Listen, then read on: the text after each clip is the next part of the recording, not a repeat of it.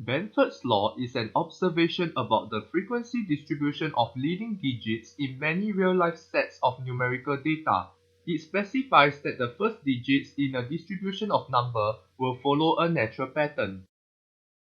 The proportion of a particular number from 1 to 9 appearing as the first digit in a distribution of number is computed using the formula as shown.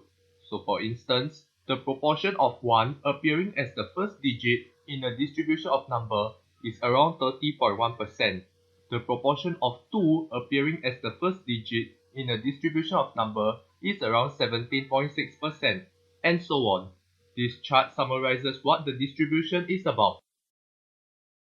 In auditing, Benford's law can be used to detect fraud. People who want to commit fraud and fabricate figures tend to distribute their digits uniformly. Even if the person committing the fraud understands the concept of Benford's law, it is very hard for a human to distribute the digits based on the natural distribution according to Benford's law. Hence, as part of the preliminary analytical procedures, the auditor could analyze the distribution of first-digit numbers in the financial statements, and if it deviates significantly from the natural distribution based on Benford's law, it is a sign of fraud, high inherent risk.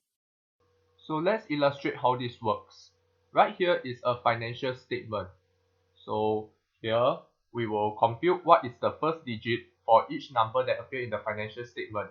We will use the formula let, and we want to absolute it in case it is a negative figure, because if it's a negative figure then the left would be a minus sign, and we want only one character, and you just drag it all the way. Don't worry about the zeros because 0 is not part of the Benford's law. So you repeat the same for all the other financial statements. Let absolute this number and one character.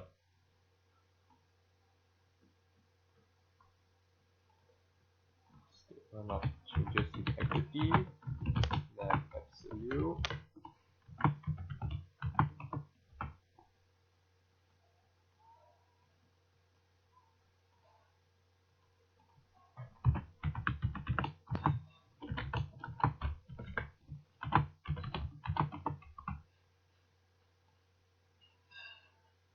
Then what we do is put in all the number in this worksheet.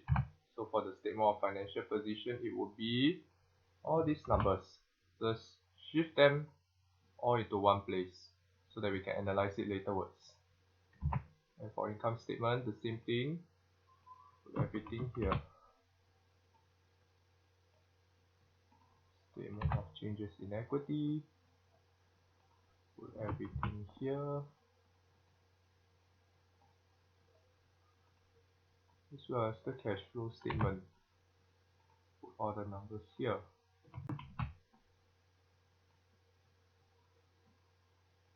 And next, let's fill in this table.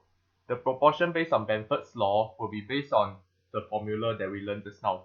So it will be logarithm the number plus 1 divided by the number itself, and the base is 10.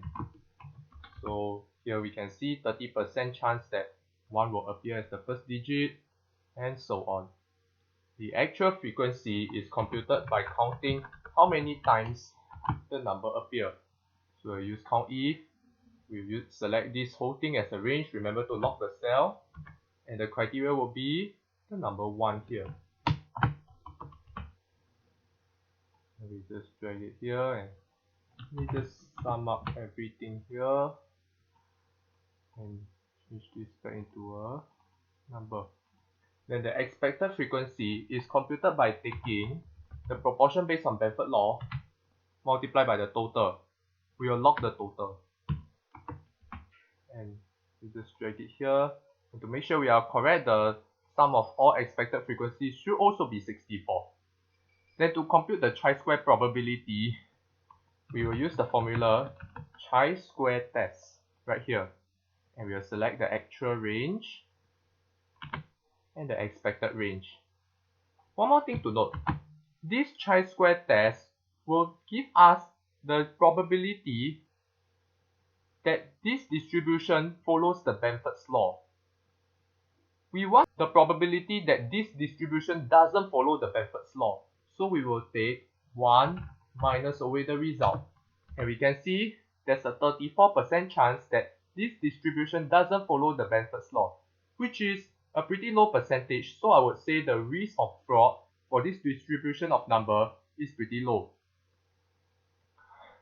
Now, let's say someone were to commit fraud, and by the way, I'm doing this just for the purpose of illustrating, okay? Please don't ever commit fraud in real life, okay?